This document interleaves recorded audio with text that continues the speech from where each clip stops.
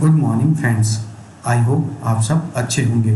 आपका स्वागत है आपके अपने YouTube channel current affairs for exam में। चलिए आज दिनांक 3/3/2025 की प्रश्नावली शुरू करते हैं।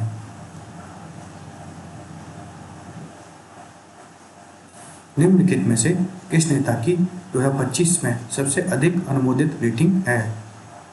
Shri Narendra Modi, Shri Donald Trump, Shri Emmanuel Macron, Shri Claudia Sheinbaum. इसका सही जवाब है श्री नरेंद्र मोदी। 2025 में श्री नरेंद्र मोदी को स्वीकृत रेटिंग में सबसे अधिक 75% है। निम्नलिखित रैंकिंग 21 जनवरी से 27 जनवरी 2025 के बीच मॉर्निंग कंसल्टेंट द्वारा एकत्रित अनुमोदन रेटिंग पर आधारित है। चलिए अगले प्रश्न पर आते हैं। निम्नलिखित में से किस देश ने अंग्रेजी को आधिकारिक भाषा घोषित किया है? Singapore, America, Malaysia, Canada.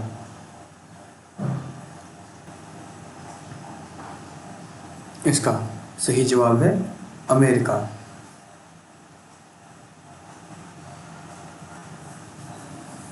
Trump अंग्रेजी को अमेरिकी संविधान की आधिकारिक भाषा घोषित करने वाले आदेश पर हाल ही में हस्ताक्षर किए हैं। चलिए अगले प्रश्न पर आते हैं। विश्व वन्यजीव दिवस हर वर्ष कब मनाया जाता है? 1 मार्च, 2 मार्च, 3 मार्च, 4 मार्च।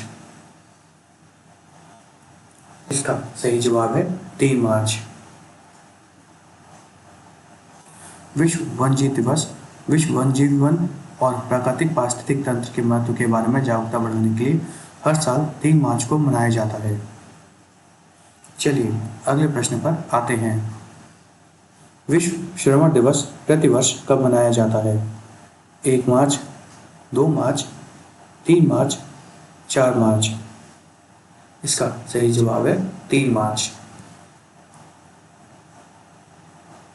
विश्व स्वास्थ्य संगठन द्वारा प्रतिवर्ष 3 मार्च को विश्व श्रवण दिवस मनाया जाता है, जिसका उद्देश्य श्रवण हानि के बारे में जागरूकता बढ़ाना, कान और श्रवण देखभाल को बढ़ावा देना और वैश्विक स्तर पर श्रवण समस्याओं के समाधान के लिए नीतियों की वकालत करना है।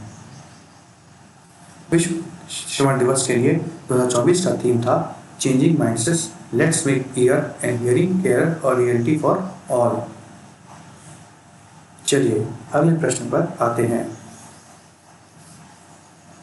निम्नलिखित में से किस देश ने यूक्रेन को $2.84 बिलियन की वित्तीय सहायता देने पर सहमति व्यक्त की है?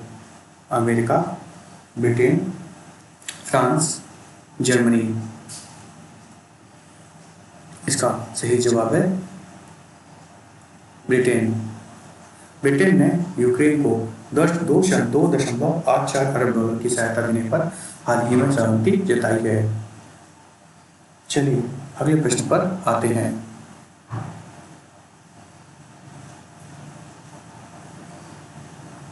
CISF ने अरुक्राम में भर्ती प्रशिक्षण केंद्र का नाम बदलकर निम्नलिखित में से किस व्यक्ति के नाम पर रखा है?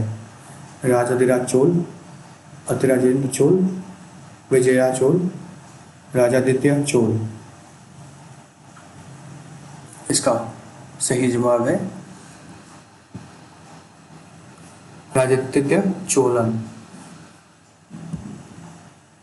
CISF ने अराकोरम स्थित भर्ती प्रशिक्षण केंद्र का नाम बदलकर राजादित्य चोलन के नाम पर रखा है। ककोलम में युद्ध 1949 ईस्वी में चोलों और राष्ट्रकूटों के बीच हुआ था। परांगत प्रथम का पुत्र राजारथ गंगा राजकुमार भट्टुको के एक तीर से मारा गया था। कुंभकोणम और तिरुनागेश्वरम के चोल शिलालेखों में राजादित्य को येनाई मेले योद्धुंदिया तेवर अर्थात हाथी की पीठ पर मरने वाला राजा की उपाधि दी गई थी। चलिए अगले प्रश्न पर आते हैं।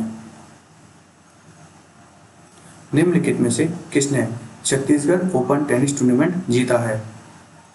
Sachin बसयाव,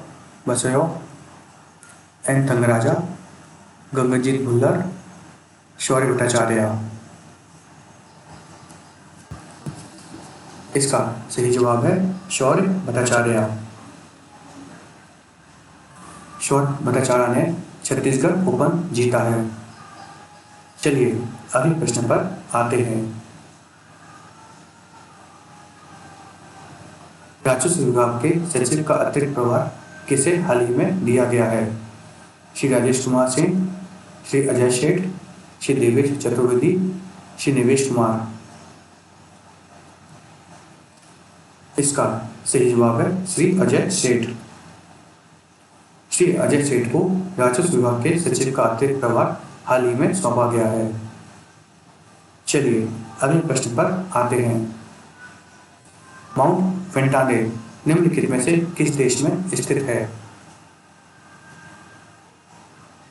Ethiopia, Indonesia, Malaysia, Nigeria. इसका सही जवाब है इथियोपिया। माउंट फेंटाले इथियोपिया में स्थित है। इथियोपिया के माउंट फेंटाले ज्वालामुखी से जनवरी 2025 में भारी मात्रा में मीथेन गैस का उत्सर्जन होगा। यह इथियोपिया के अरोमोनिया क्षेत्र में आवास राष्ट्रीय उद्यान में स्थित है। चलिए अगले प्रश्न पर आते हैं। निम्नलिखित में से किस देश ने तीसरा साबा महिला बास्केटबॉल चैंपियनशिप खिताब 2025 जीता है? भारत, श्रीलंका, मालदीव, नेपाल। इसका सही जवाब है भारत।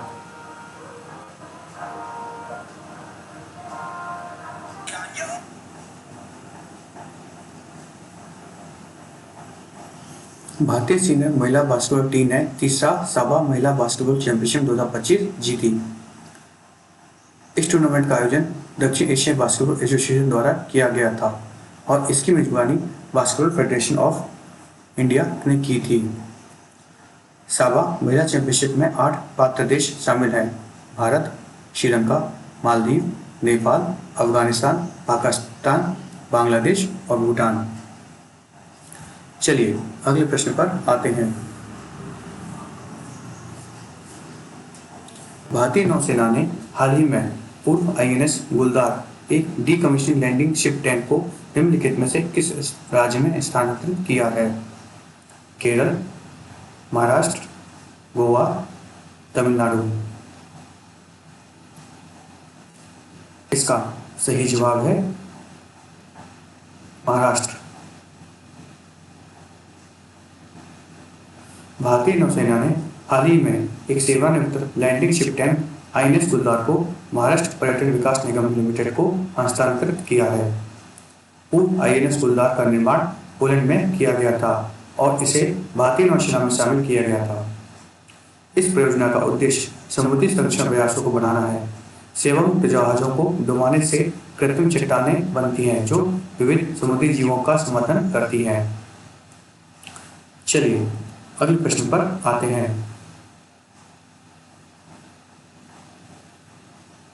निम्नलिखित में से किस बैंक को स्थिरता सूचकांक में भारत के सर्वोच्च रेटिंग वाले बैंक के रूप में मान्यता दी गई है?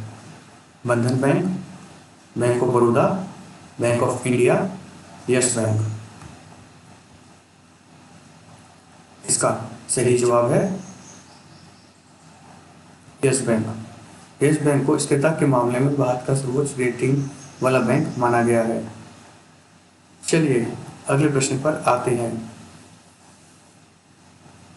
दक्षिण अफ्रीका के पूर्वी कैंप में कैंप गिद्धों को कितने वर्षों के बाद देखा गया है? 10 वर्ष, 20 वर्ष, 30 वर्ष, 40 वर्ष। इसका सही जवाब है 30 वर्ष। दक्षिण अफ्रीका के पूर्वी केप में 30 वर्षों के बाद केप गिद्धों को देखा गया है।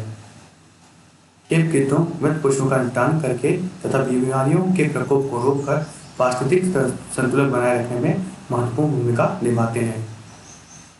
चलिए अगले प्रश्न पर आते हैं। निम्नलिखित में से किसने रक्षा मंत्रालय की पत्रिका सशक्त भारत का पहला संस्करण जारी किया? श्री नरेंद्र मोदी, श्री राजनाथ सिंह, श्री अमित शाह, श्री पीयूष गोयल।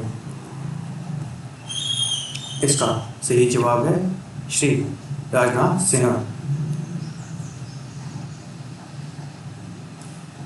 रक्षा मंत्री श्री राजनाथ सिंह ने रक्षा मंत्रालय की पत्रिका सशक्त भारत के प्रथम संस्करण विमोचन किया। इस पत्रिका में सशक्त बलों के कर्मियों की वीरता, देशभक्ति और बलिदान पर कविताएं तथा मंत्रालय के कर्मियों द्वारा लिखे गए सरकार की नीतियों पर लेख शामिल हैं, चाहे वो किसी भी पद पर हों, जो समावेशिता और विविधता में एकता को प्रदर्शित करते हैं। फ्रेंड्स, आज का सेशन यही समाप्त होता है। आपको हमारा सेशन कैसा लगा कमेंट करके बताइएगा तथा लाइक एवं सब्सक्राइब अवश्य कीजिएगा। धन्यवाद।